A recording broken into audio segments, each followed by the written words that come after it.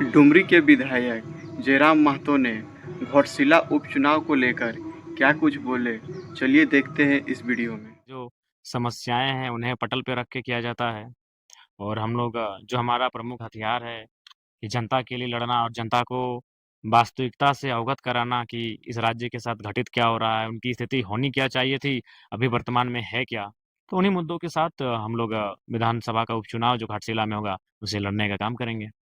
जब आप सभा को संबोधित करते हैं तो आपके अनेक मुद्दे होते हैं, लेकिन घाटशिला जब आप चुनाव फाइट करने जाएँगे तो वहाँ पे क्या मुद्दे होंगे? तो ये घाटशिला में भी बहुत सारे मुद्दे होंगे, जो घाटशिला के लोकल इश्यू होंगे, जो उस विधानसभा क्षेत्र के इश्यू होंगे, झारखंड के मुद्दे होंगे चूँकि घाटशिला का चुनाव हमारे लिए महज़ एक चुनाव नहीं है, हमारे लिए दोगुनी ताकत का परिणाम होगा। अगर हम लोग वहाँ परिणाम पाते हैं तो ताकत दोगुनी हो जाएगी, 1 विधायक से 2 हो जाएगा, यानी हम लोग तो दोगुनी ताकत में आ जाएँगे। बाकी जो दोनों राजनीतिक दल हैं, उनको ना जीतने से फ़र्क पड़ेगा, ना हारने से फ़र्क पड़ेगा। सत्ता जो वही रहेगा। हारेगा वो सत्ता में उसी मजबूती के साथ रहेगा, जो जीत जाएगा 1 सीट से वो ज़्यादा और मजबूत होने वाला है नहीं। हुँ। लेकिन हम अगर जीत जाते हैं तो हमें लगता है हम लोग दोगुना मजबूत हो जाएँगे और ये जनता को तय करना चाहिए, हमें अवसर मिलना चाहिए।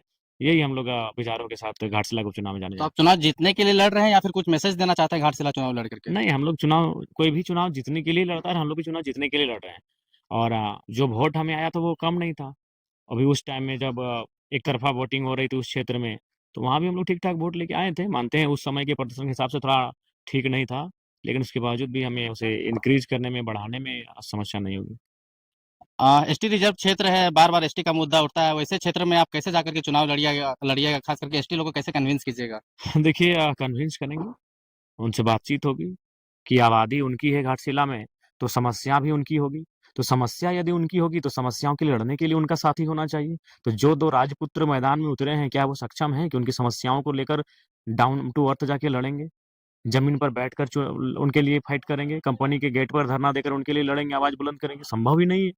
तो घाटशिला में अगर आदिवासी समाज की आबादी ज़्यादा है, तो समस्याएँ भी उनकी ज़्यादा हैं और उन समस्याओं के निदान के लिए उन्हें एक ऐसा नेतृत्व की आवश्यकता है, जो उनके बीच जाके खड़ा होके आंदोलन करे, उनके बीच जाके खड़ा होके उनकी समस्याओं का समाधान करे, जैसा जयराम महतो कर रहा है। हाफ पैंट में तो कभी गमछी में तो कभी पेड़ के नीचे बैठकर, कभी खुले मैदान के नीचे बैठकर, जहाँ मन हुआ, जहाँ जनता वहीं समस्याओं को निदान करने में लग जाते हैं। लेकिन जिसको आप प्रत्याशी बनाए हैं वो सिंपल एक टीचर है, प्राइवेट कोचिंग चलाते हैं, वहाँ पे पढ़ाते हैं बच्चों को। कैसे मैनेज कर पाएँगे खर्चा? और आप भी कहते हैं कि हमारा पार्टी गरीब है, इकलौते विधायक हैं। देखिए जनता देगी, संसाधन की कमी तो खलेगी। खर्चा जन बिल्कुल खलेगी लेकिन खर्चा जनता देगी, जनता ही उन्हें चुनाव में मदद करेगी। जैसे गिरिडीह लोकसभा में मुझे किया था, डुमरी और बेरमो के विधानसभा चुनाव में मुझे जो जनता ने सहयोग किया था, मुझे डुमरी और बेरमो में जो सहयोग मिला था, उस सहयोग को हम रामगढ़ में मदद किए, उस सहयोग को हम मांडू, टुंडी इत्यादि क्षेत्रों में मदद करने में जो पड़ोसी क्षेत्र थे, वहाँ हम मदद के तौर पे पहुँचाएँ। हुँ। तो जनता तय करेगी और जनता सहयोग करेगी।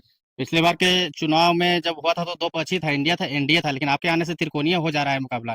तो त्रिकोणीय में लोग कहते हैं कि 60-70 हज़ार में जीत लगभग तय हो जाएगा। कितना आंकड़ा को इस बार टारगेट किए हैं? क्योंकि आपका पिछले बार का वोटिंग 8,000 आस-पास था। देखिए पिछला बार पिछला था, उस बार वो चुनाव था, उसमें सरकार बनना था। जब हम लोग ये मैसेज देंगे कि जो सरकार है उसको 1 सीट से फ़र्क पड़ेगा नहीं और जो विपक्ष में बैठा भारतीय जनता पार्टी के गठबंधन है, उसे 1 सीट का बढ़ने से उसपे फ़र्क पड़ेगा नहीं, हुँ। तो आप जयराम महतो को दें ताकि जो 1 मिनट का समय विधानसभा के अंदर मिलता है, वो 2 मिनट का मिलेगा और 1 मिनट में जितने मुद्दों को उठाते हैं, 2 मिनट में उससे दोगुने मुद्दों को उठाएँगे हुँ। और जो कोयलांचल के क्षेत्रों में जयराम महतो अड़ के जनता के लिए लड़ता है, वही कोल्हान में रामदास मुर्मू लड़ेंगे, क्योंकि वो संवैधानिक पद पे होंगे, आज भी लड़ रहे हैं। आज हमारे तमाम जो जेएलकेएम के साथी हैं कोल्हान के, तीनों जिला के, वो लगातार फाइट कर रहे हैं। लेकिन एक संवैधानिक पद पर जब आएँगे, तो फाइट को मजबूती मिलेगी।